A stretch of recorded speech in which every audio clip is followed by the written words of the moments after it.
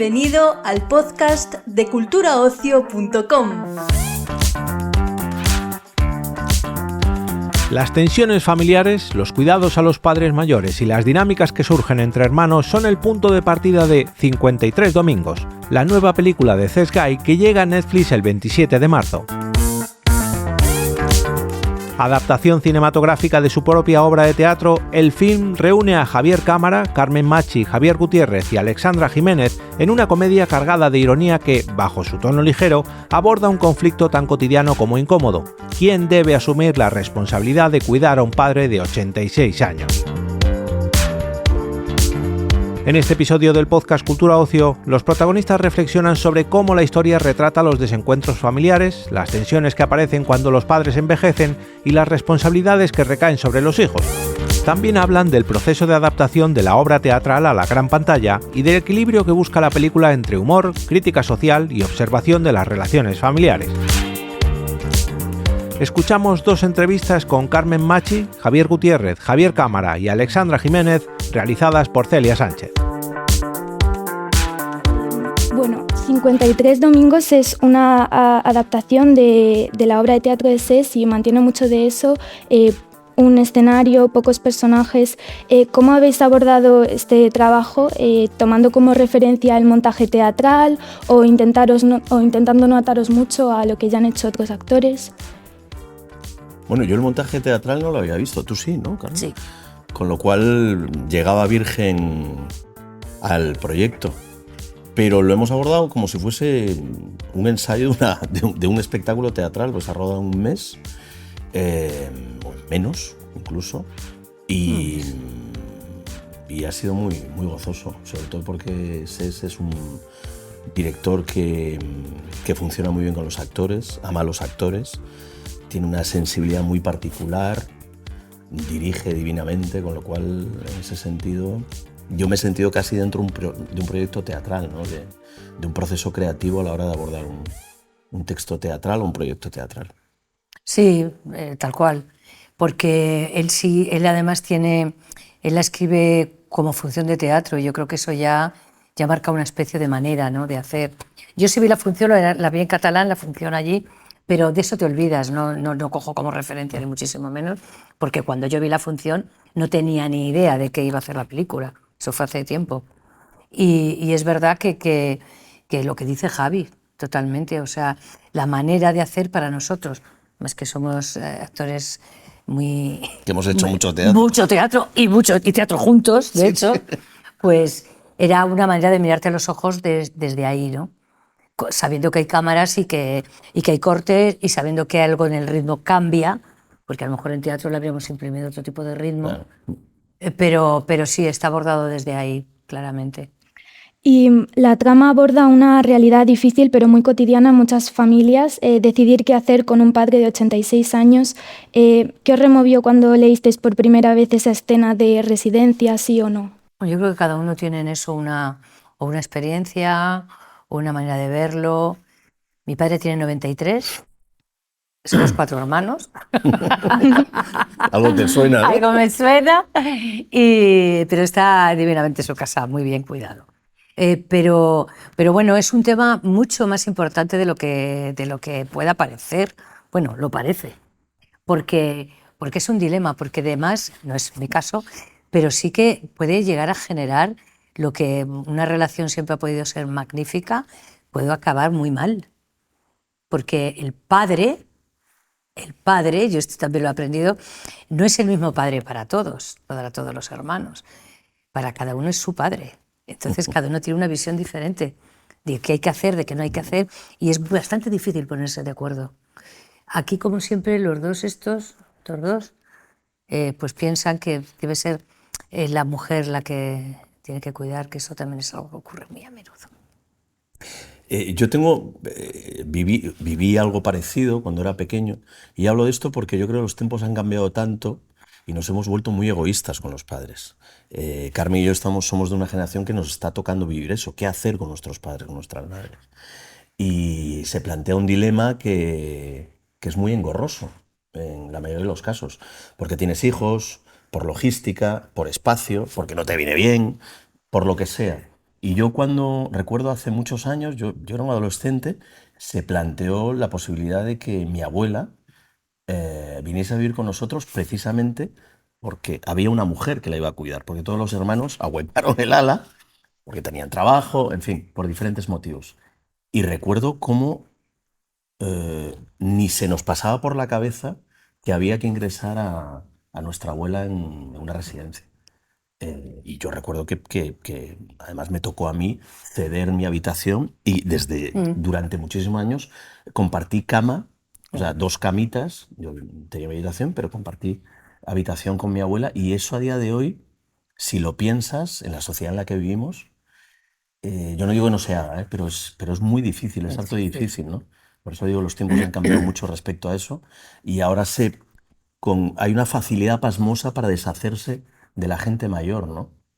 Y de eso trata esta película, ¿no? En clave de comedia, con muchísima ironía, pero planteando un tema que nos concierne a muchos, sobre todo a gente de nuestra edad, y que, bueno, que sí es cierto que te diviertes, pero por otro lado te hace reflexionar acerca de un tema que nos va a tocar de una forma u otra en la vida a muchos. Y Carmen, en el caso de tu personaje, lleva sosteniendo mucho en silencio por el bien de la familia. ¿Crees que es un rol que las mujeres son quizás más propensas a asumir que los hombres a veces en las familias, un poco lo que hablabas antes? Sí, claro, justo lo que decíamos. Pero Sesgay plantea además que la mujer a la que yo estoy dando vida es una señora catedrática que habla muchos idiomas, que está preparadísima, y con todo y con eso da igual. Con todo y con eso, teóricamente, le correspondería, por ser mujer y por ser como que el cuidador es más femenino, ¿no? Pero es verdad que tiene un carácter ella, que aunque esté tan preparada y esté en un nivel, y además me hace gracia al ser catedrática, que es una persona que enseña, ¿no? Que sea la persona que porque se preocupa, cómo se preocupa, es una histérica, es insoportable, es pesada, son una cantidad de calificativos que ella asume, y que llega un momento que prefiere callar o estar más acobardada ante la situación porque es muy difícil defenderse ante ello. Ahí se queda sin palabras, una persona que seguramente será locuaz en su trabajo. Y sí, sigue ocurriendo, parece ser. Sigue ocurriendo, sí. Y bueno, es algo social que por mucho que creamos que se plantea, está planteado desde él, que yo le decía, a veces lo discutíamos un poco, digo, pero vamos a ver, esta mujer, si se supone que tiene muchas armas para muchas cosas aquí, pero sí se quedaba pequeñita, ¿no? Es curioso. Pero es interesante lo que dices tú, porque antes era la mujer que era ama de casa la que le correspondía, claro, de su padre o su madre, pero ahora incluso siendo una mujer preparada, claro, y por encima, si me apuras, de esos 2 hermanos, ¿no? En conocimientos y en estabilidad laboral, también le toca el rol de cuidadora. sí. Y eso lo asume prácticamente, bueno, porque están educados así, ¿no? En nuestras generaciones. Claro, totalmente. Y Javier, el resentimiento de tu personaje está muy ligado a su ego, a su preocupación por aparentar. ¿Cuánto de inseguridad crees que hay en eso en realidad? ¿En el personaje? Sí, en el personaje. Bueno, es que el personaje, partiendo de la premisa que es un tipo que ha dado un braguetazo. O sea, no se sabe muy bien si trabaja, si no trabaja. Es un tipo que cree que es indispensable para su empresa, pero realmente es auténtica fachada, ¿no? Porque de hecho hay un par de momentos cuando comienza la película que se ve claramente que el tipo no se dedica a hacer absolutamente nada, ¿no? Con lo cual se permite dar lecciones a estos 2 hermanos y colocarse desde un lugar, desde ese prisma clasista que tiene él, ¿no? Pero vamos, yo creo que con diferencia es el peor hermano de los 3. Es el cuñado que todos queremos tener, cuanto más lejos mejor. Lo trae buenas viandas. Eso sí. Y bueno, vivimos en una época de polarización, de debates crispados también dentro de las casas, y la historia de esos hermanos incapaces de escucharse a unos a otros, ¿creéis que puede ser un reflejo, una metáfora de ese ruido? 3 personas que creen tener razón pero que son incapaces de escucharse. Bueno, también tiene que ver con la edad en la que están. Cada uno tiene su vida, que es su vida hecha, que es un poco como apuntábamos al principio, ¿no?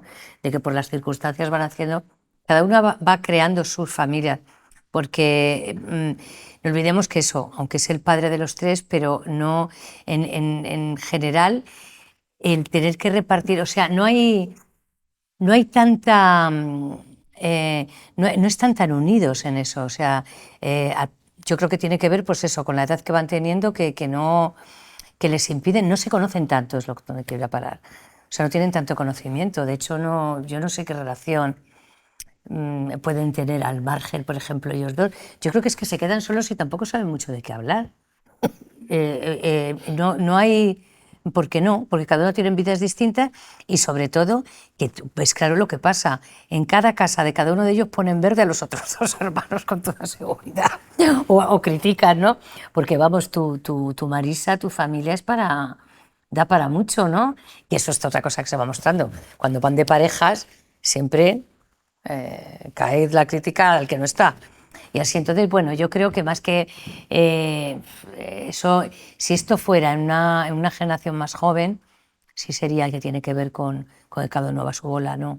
Aquí están pasados de vuelta ya y les une lo que les une el padre. Si el padre, en el momento que se va el padre, la segunda parte de esto, ¿cómo sería? Que ellos ni se llaman en la vida. Me pega todo, que no vuelvan a quedar jamás. Y eso seguramente que es algo que ocurre con mucha... De hecho, lo que les une es ese padre. Una vez que el padre no está, es cierto que esa relación yo creo que es casi inexistente, ¿no? Porque además acaban conociéndose ahí. Claro. Yo no me voy a acordar para nada de una frase que me gustó mucho que leí, pero solo me acuerdo que el final es: y a los hijos se les conoce en la vejez. O sea, los padres conocen a los hijos en la vejez. Y entre los hermanos también. Entre los hermanos se acaban viendo lo peor de cada uno en una situación como esta, que estamos hablando de la vida del abuelo. O sea, es tan fuerte, de la comodidad de él, de su calidad de vida, de dónde va a estar mejor y cada uno está intentando ver si se lo lleva. Uf, me parece terrible. Y hay crispación, pero también se debe en gran parte a la incomunicación. La comunicación que existe a día de hoy en cualquier familia. Yo recuerdo que hasta hace bien poco yo hablaba con mis hermanas, por ejemplo, por teléfono. Ahora no hablas por teléfono, ahora te whatsappeas. Sí, es una cosa tremenda porque tienes miedo a invadir la intimidad por una simple llamada de teléfono. Porque ya no te conoces tampoco tanto, ¿eh? Y no hay tanta confianza. Y luego además intentas hacer que no se vea que lo has visto. Claro. El WhatsApp dice, no, a ver si no lo he visto, no lo abro. Porque sabes que la llamada entre hermanos de esas edades suele ser un marrón. Hay marroncillo por ahí, algo pasa. Curioso. Es un drama, esto como una catedral. O sea, que lo pite de comedia, bueno, pero esto es un dramón. Saliendo un poco del tema de la película, compañeros vuestros de profesión, Javier Bardem, Almodóvar, están reivindicando ese no a la guerra. ¿Qué os parece? ¿Pensáis que el mundo del cine tiene, no obligación, pero sí cierta responsabilidad de posicionarse? Yo no voy a contestar. Yo no voy a contestar. Yo creo que sí. Somos un foco, un altavoz y está bien posicionarse. Pero quien no lo haga tampoco... Que yo no voy a señalar a quien no lo haga. Pero yo creo que ni tampoco es un deber ni una obligación. Quien quiera hacerlo, que lo libremente, por supuesto. Pues muchas gracias. Eso es todo. Gracias. Es viernes y son casi las 7 de la tarde. En un rato los hermanos de mi marido vendrán a casa porque tienen un asunto familiar que discutir. La bombilla del baño parpadea. ¿Parpadea? Sí, papá dice que le hace chiribitas. Ya le dije que se tranquilizara, que se la cambiarías tú. Para él, yo soy el mayordomo de la familia, el chico de los recados. Qué diferentes somos, ¿no? Yo cada vez quiero más y tú cada vez pasas con menos. Te miro así porque todavía no sé muy bien qué decirte.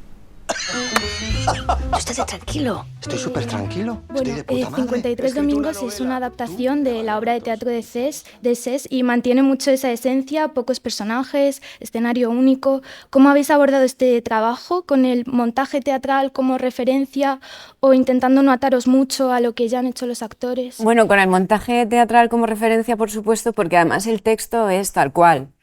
No creo que no hemos cambiado una sola coma del texto original de la obra de teatro. Ha sido más pues la traslación de traerlo a la pantalla y conseguir la medida exacta, ¿no? Para poder hacer esa traducción. Pero el texto es el mismo y la esencia de la historia y de los personajes es, yo creo que bastante exacta, ¿no? Sí, bueno, salvo igual tu historia, tu mirada a cámara todo el rato, ¿no? Porque ella siempre está hablando con el espectador directamente y ese juego sí que es más cinematográfico y sobre todo que ella es la que la que nos saca fuera de la casa, la que está paseando, haciendo cosas y la que se aleja un poco de ese formato más teatral. Pero sí es verdad que mirar a cámara creo que es bastante teatral también. Es muy teatral, claro, es un poco lo que hacía Ágata Roca, la actriz que lo representó en la obra de teatro. Ella hablaba directamente con el público a través del escenario y yo lo hago a través de la cámara, pero es exactamente lo mismo, ¿no? Es un personaje que está y no está dentro de la historia, porque está fuera y está dentro. Y abre la cuarta pared y la vuelve a cerrar por momentos. Pero sí, es más la mirada periférica que todo lo ve y que desde ahí cuenta al espectador un punto de vista. Y con respecto al tránsito entre el teatro y el cine, lo mejor de los dos mundos los tiene Sesc. Primero porque ha escrito la obra de teatro y que él, sobre todo, nació en el cine antes que en el teatro, ¿no? Entonces sí es verdad que eso es un beneficio para nosotros. Y hay otra cosa también que viene implícito en el paquete y es que él ha montado esta función en teatro. O sea, él ha dirigido la función. Cuando hicimos, por ejemplo, Sentimental, que fue la primera adaptación de una de sus obras de teatro, o la segunda, porque ya él lleva varias adaptaciones de teatro, él había visto como 10 adaptaciones de sus obras de teatro. Entonces había visto la versión turca, la versión checoslovaca, la portuguesa, la brasileña, la americana, la coreana. Entonces él siempre te daba como referencias de actores o de actrices de gente que tú no conocías, porque yo había visto la obra de teatro. ¿Tú viste la obra de teatro? Sí. Habíamos visto la obra de teatro, pero yo no había visto en Sentimental tantas adaptaciones que tenía, ¿no? Entonces él venía con muchas ideas y te las lanzaba ahí y bueno, te hacía bastante el trabajo. Normalmente a veces pues uno le apetece hacer mucho más el trabajo y tal, pero en este caso el director tenía muy claro lo que quería, ¿no? Y la trama aborda una realidad difícil, pero muy cotidiana en muchas familias, decidir qué hacer con un padre de 86 años.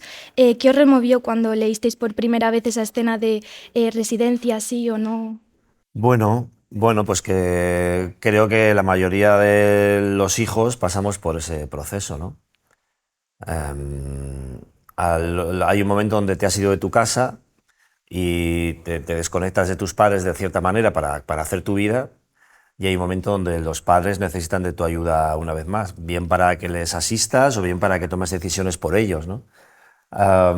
Yo puedo hablar de mi madre, que tiene 94 años, y que si no fuera por mis hermanas, pues yo no podría estar haciendo mi trabajo, porque es una mujer que, aunque se mantiene por sí misma muy bien, pues requiere una asistencia y un cuidado que hay que estar muy atentos, ¿no?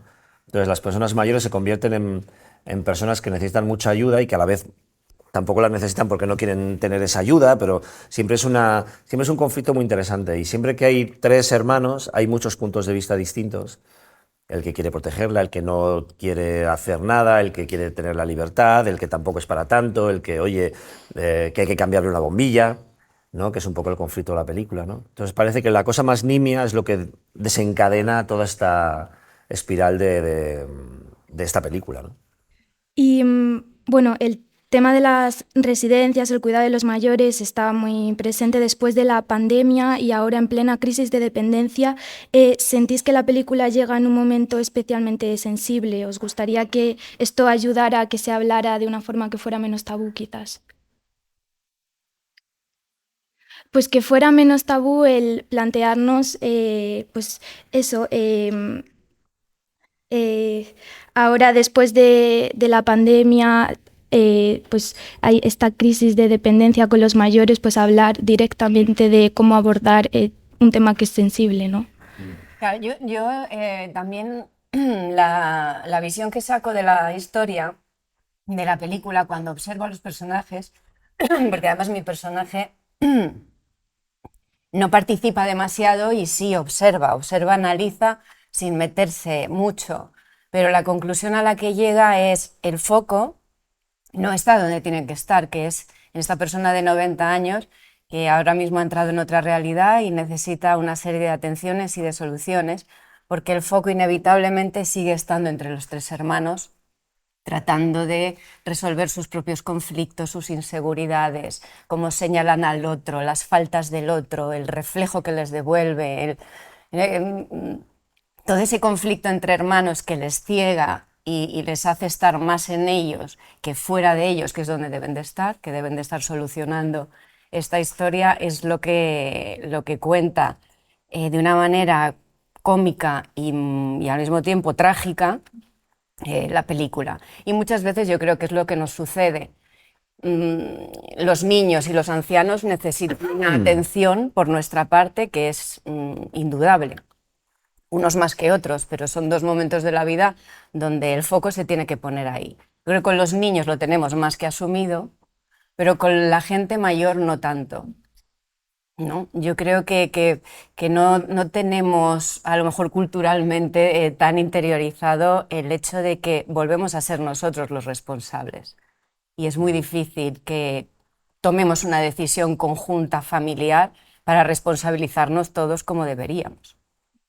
Yo creo que hay momentos clave en la vida de las familias, que por ejemplo cuando, no sé, las mudanzas, las herencias, las decisiones conjuntas, deshacer la casa del padre o de la madre que haya fallecido, cualquier tipo de herencia que haya... Quiero decir, todo eso genera situaciones tremendamente trágicas, pero que Cesc las convierte aquí en cómicas, porque en el fondo ellos no se están dedicando a cuidar a su padre, se están dedicando a hablar de sus rencillas como hermanos, ¿no?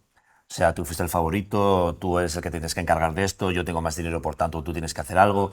Quiero decir que eso, si hay algo que creo que se va a ver reflejada la gente que vea la película, va a ser absolutamente en eso.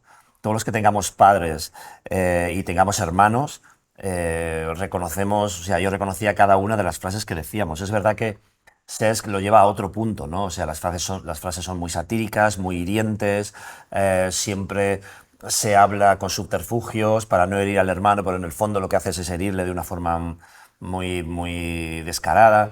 Entonces siempre hay alguien que modera la situación, siempre hay alguien que no quiere entrar en el conflicto. Entonces eso lo lleva muy bien y hace que nos olvidemos del conflicto principal, que es lo que decía Alexandra, ¿no? Que es, hay un padre que lo está pasando mal y que tenéis que solucionar la situación de vuestro padre, ¿no? No dejaros de hablar de lo vuestro, ¿no? Entonces yo creo que la excusa principal de esta película es para juntar a estos tres hermanos que llevan tiempo sin verse, que incluso no se soportan y que tienen que juntarse para hablar de algo muy concreto, ¿no? Y algo tan concreto como la salud de su padre. Entonces, él lo utiliza de una forma magistral para que veamos a esos tres hermanos y todas sus mezquindades y sus miserias, ¿no? Y vivimos en una época de polarización, de debates crispados también dentro de las casas, y la historia de estos hermanos incapaces de escucharse unos a otros, no sé si lo veis que puede ser un reflejo, una metáfora de ese ruido, ¿no? Tres personas que creen tener razón y que son incapaces de escucharse. Totalmente. Totalmente. Es que yo creo que la gente va a empatizar mucho con esta historia. Y además el humor es el camino perfecto para llevarlo, ¿no? Creo que cada uno va a elegir a su hermano. Creo que incluso el espectador cambiará de hermano en algún momento. También dirá, no, uy, yo voy con este, no, uy, este me...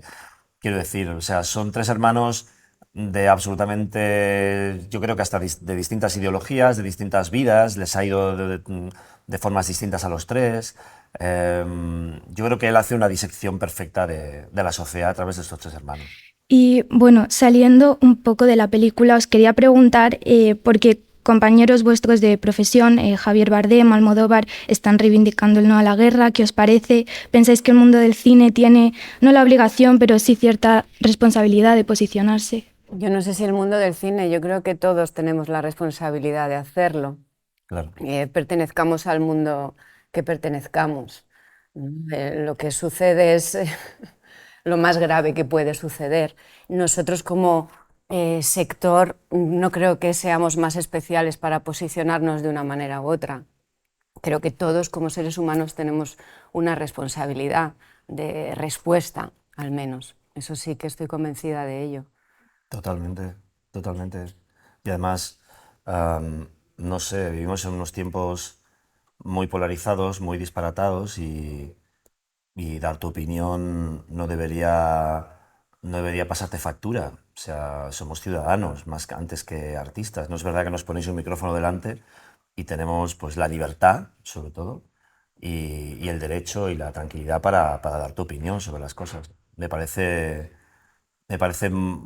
muy importante y muy interesante lo que hizo Bardem en los Oscars. Me resultó muy paradójico y también puedo llegar a entender el posicionamiento de muchos actores en esa sociedad tan extraña como es Estados Unidos ante la falta de lo que dijeron, ¿no? Pero es verdad que cada uno tiene la libertad para hacer lo que quiera.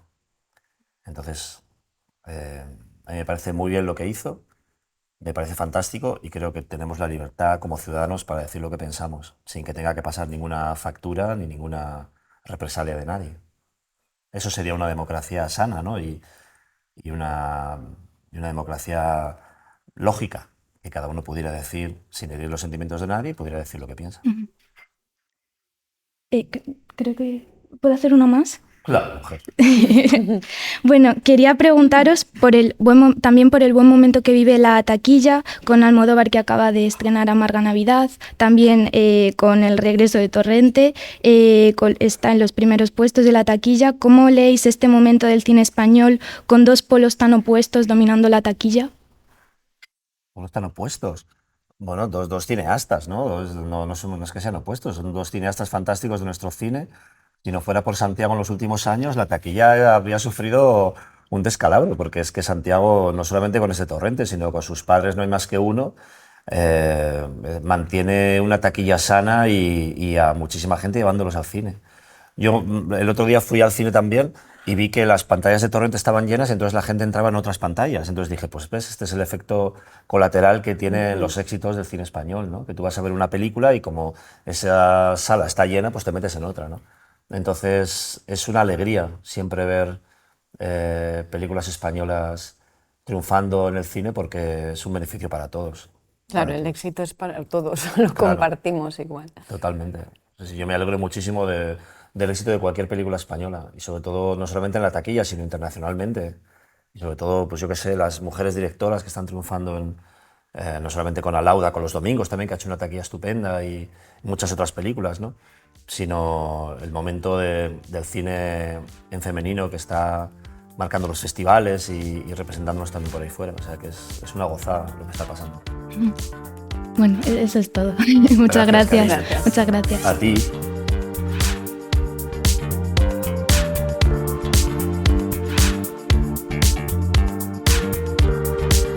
Despedimos esta entrega del podcast culturaocio.com invitándote a descubrir el resto de episodios de este podcast, así como todo el catálogo de programas de nuestra red a través de Europa Press-podcast.